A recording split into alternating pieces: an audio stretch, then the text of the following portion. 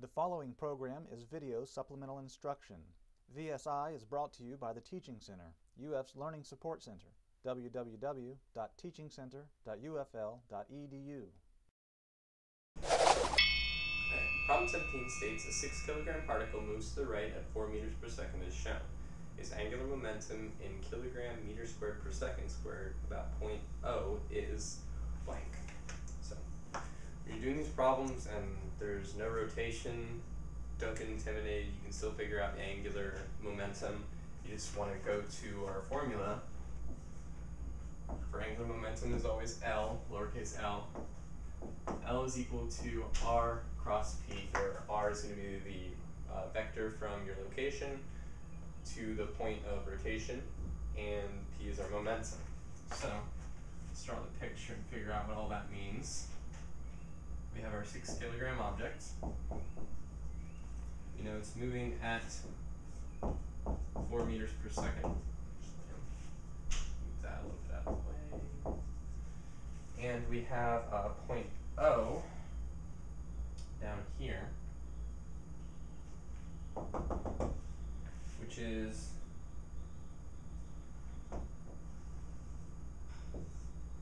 given to be 12 meters away, and they tell us that this angle here is 30 degrees. Okay. So, first thing you need to remember when we're doing this is we're doing a cross product, so you have to be a little careful.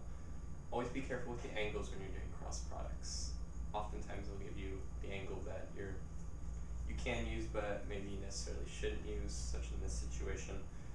Usually it works out okay, but it's best to know how to do true cross products. So to start off, we say whenever you're doing the cross products, R is always going to be drawn from the point of rotation, which is our O, to the particle itself.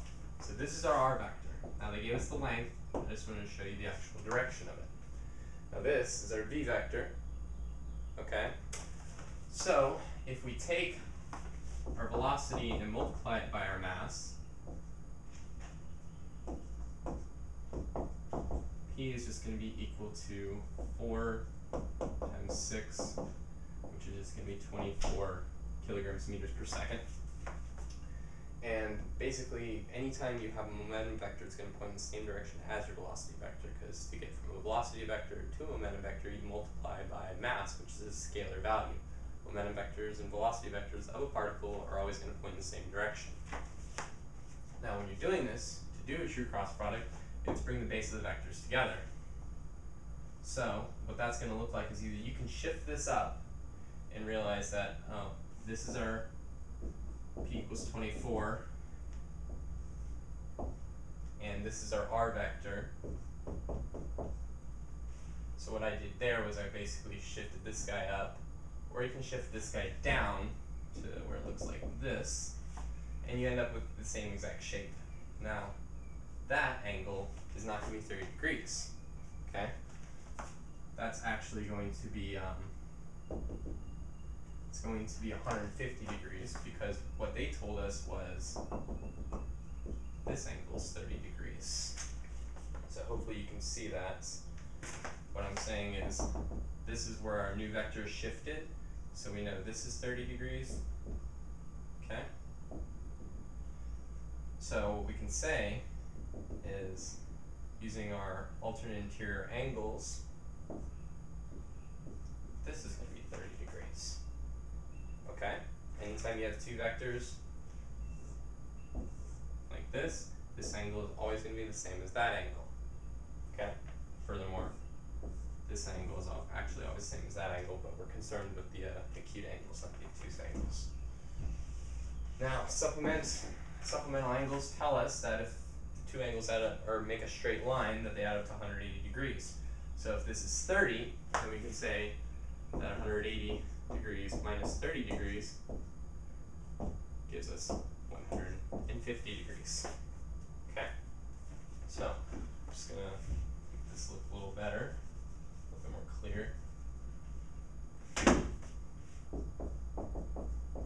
So now we know this angle is 150 degrees. That's the angle that matters when you have the base of the two vectors together. You have to use a little bit of geometry, maybe some trig to get there, but this is the angle that counts. Now, from there, we can say that L equals R cross P, or if you know the angle between the two vectors, you can use the simplified formula, the magnitude of R times the magnitude of P times sine of the angle between them. So L is just going to be equal to our R vector, which was 12, times our P vector momentum, which was 24, times sine of 150 degrees. Okay. Now, plug this into your calculator. Make sure your calculator is in degrees, not in radians. And you say L is just going to be equal to 144. Sine of 150 ends up being 1/2, so 12 times 24 over 2, which is just 12 squared, you see 144. Now our units, we had our momentum in kilograms meters per second, and we had our R vector was in meters, so we end up with the exact units we should have, kilograms meters squared per second squared. The reason you keep the units in kilograms meters and seconds is as long as you do use your proper equations, you don't really ever have to worry about the units at the ends. So in this particular situation, had you used 30 degrees instead of 150 degrees, you would have gotten the exact same answer. It's not always like that. They could have given you a different angle, and if it could have still been an angle relating the two vectors, but it could have given you the wrong answer. It may have given you, instead of 30 degrees, they may have given you 60 degrees in a different way, and it would have completely given you a different answer. If, for instance, they showed you that this angle is 60 degrees, which it would be, then you plug 60 in here, and totally different answers. So just be very careful. Always make sure you look and check and bring the two vectors together using your geometric properties. The Teaching Center, UF's Learning Support Center, www.teachingcenter.ufl.edu.